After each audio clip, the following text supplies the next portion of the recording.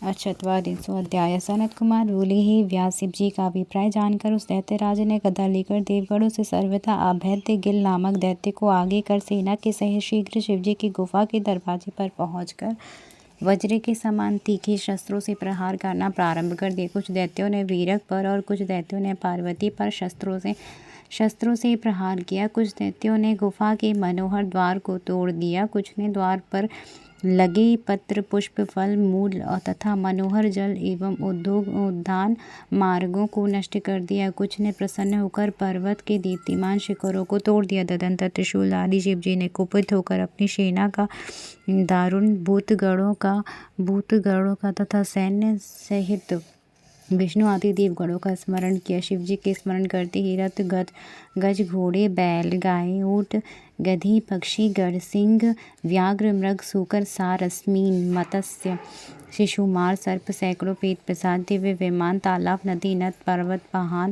वाहन एवं अन्य जीवों के साथ समस्त देवता उपस्थित हो गए और हाथ जोड़कर शिव जी को प्रणाम कर निर्भय होकर स्थित हो गए।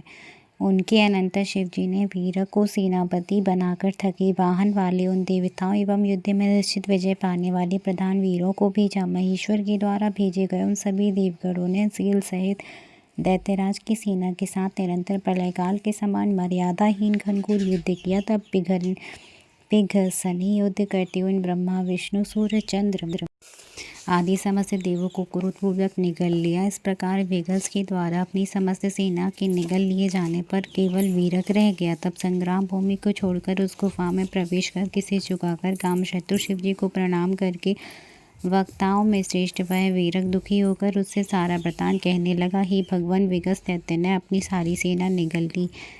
वह त्रिलोक गुरु दैत्यनाशक भगवान विष्णु को निगल गया। उसने सूर्य तथा चंद्रमा को वरदायक ब्रह्मा इंद्र को निगल लिया। वह यम वरुण पवन एवं कुबेर आदि को निगल गया। केवल मैं ही अकेला रह गया। मुझे अब क्या करना है। वह अजय दैत्यपति सेना सहित प्रसन्नचित है। वह भयभीत होकर वायु के समान वेगमान होकर आप अजय के पास आया हूँ।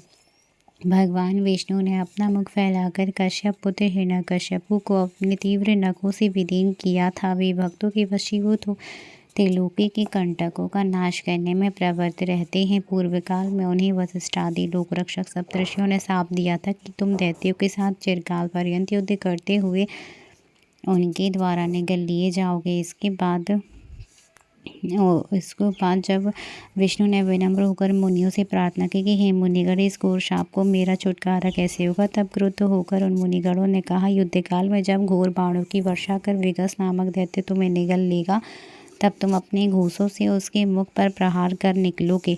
तत्पश्चात पूर्णाश्रम वद्री वन नामक हरिग्रह में जब तुम अवतार लोगे, तब शाप रहित हो अपने परमात्मा रूप में उपस्थित हो जाओगे। तभी से वह गिल नामक दैत्य प्रतिदिन भूखा रहकर बड़ी प्रसन्नता के साथ युद्धस्थल में घूमता रहता था। जिस प्रकार जगत को प्रकाशित करने वाले सूर्य एवं चंद्रमा से राहु शत्रुता करता है, उसी प्रकार देवताओं के परम शत्रु शुक्राचार्य देवों के द्वारा मारे गए सभी दैत्यों को संजीवनी विद्या की स्तुति पदों से व्रण रहित जीवित कर देते हैं। आपको और तथा मुझे युद्ध स्थल में भले ही प्राण त्याग करना पड़े, किंतु अब आप ही इस युद्ध में प्रमाण हैं और आप ही इस कार्य को संभालेंगे। सनत कुमार बोले, त्रिभुवन भूति प्रमथपति सदाशिव पुत्र वीरक की बात सुनकर बहुत कुपित हुए देर तक विचार करते रहे। तदंतर उन्होंने सूर्य के समान दैदीप्यमान अपने शरीर से उत्तम साम वेद का गान किया और बड़ा अट्ठास किया, जिससे समस्त अंधकार दूर हो गया। तब इस लोक में प्रवेश हो जाने पर वीरक मुनि ने रण में विकृत मुख वाले दैत्यों के साथ पुनः महायुद्ध किया। शिलाद मुनि ने पत्थर का चूर्ण बना खाकर जिन नंदिकेश्वर को उत्पन्न किया था तथा जिन्होंने त्रिपुर को भी पूर्व काल में जीत लिया था, उन नंदी ने घनघोर युद्ध प्रारंभ कर दिया। नंदी को भी उस राक्षस ने निगल लिया। ऐसा देखकर योद्धाओं तथा एवं मुनियों में अग्रगण्य तथा सभी विद्याओं के निवास दम धैर्यादि गुणों से युक्त स्वयं कपर्दी महारुद्र वृषभ पर सवार हो निगले हुए देवगणों को उगलवा देने वाले दिव्य मंत्र का जप करते हुए तीक्ष्ण बाण शूल खड्ग लेकर युद्ध के लिए उस राक्षस के सम्मुख उपस्थित हुए। इतने में महावीर वीरक सभी को लेकर उस विकस राक्षस के मुख से निकले। इसी प्रकार विष्णु ब्रह्मा इंद्र चंद्रमा सूर्य आदि सब निकल आए। तब उनकी सेना प्रसन्न होकर पुनः युद्ध करने लगी। उस सेना की जीत लेने पर देवगणों के द्वारा मारे गए समस्त दैत्यों को शुक्राचार्य अपनी संजीवनी विद्या के बल से पुनः जीवित करने लगे। तब देवगणों ने शुक्राचार्य को पशु के समान बांधकर शिवजी के समीप उपस्थित किया। त्रिपुरारी शिवजी ने उन दानव गुरु को निगल लिया।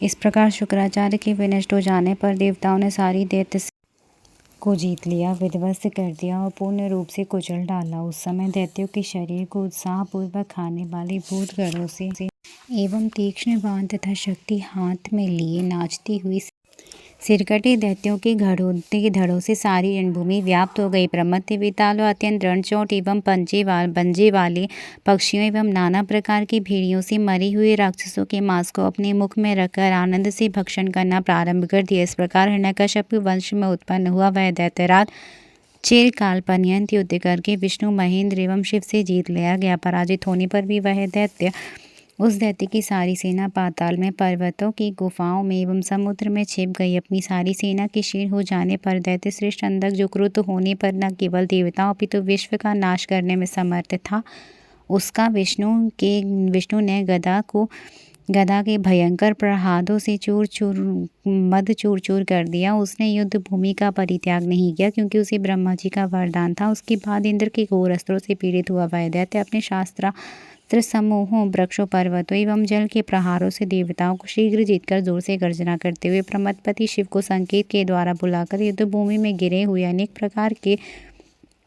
शस्त्रों से युद्ध करता हुआ स्थित रहा। उनके सबके समाप्त हो जाने पर वह वृक्ष सर्पों, वज्र के समान शस्त्रों द्वारा तथा शंबर की सैकड़ों माया एवं कपट रचना द्वारा गिरिजा एवं महादेव को पीड़ा पहुँचाने लगा। शंकर के समान महावीर देवताओं से अवध्य महासत्व संपन्न मतिमान सैकड़ों वरदान पाने से उन्मत्त हुए दैत्य अंधक ने शंकर जी को जीतने के लिए एक और माया की। यद्यपि उसका शरीर देवताओं के शस्त्रास्त्रों के द्वारा जर्जर हो उठा था, उसकी माया के प्रभाव से उसके सिर गिरे हुए रक्त बिंदुओं से अनेक विकृत वदन अंधकगण रक्त रणभूमि में व्याप्त हो गए। तब प्रलयकालीन अग्नि के समान शरीर धारण करने वाला त्रिपुरारी सदाशिव ने अपने त्रिशूल से उन दैत्यों का भेदन प्रारंभ किया।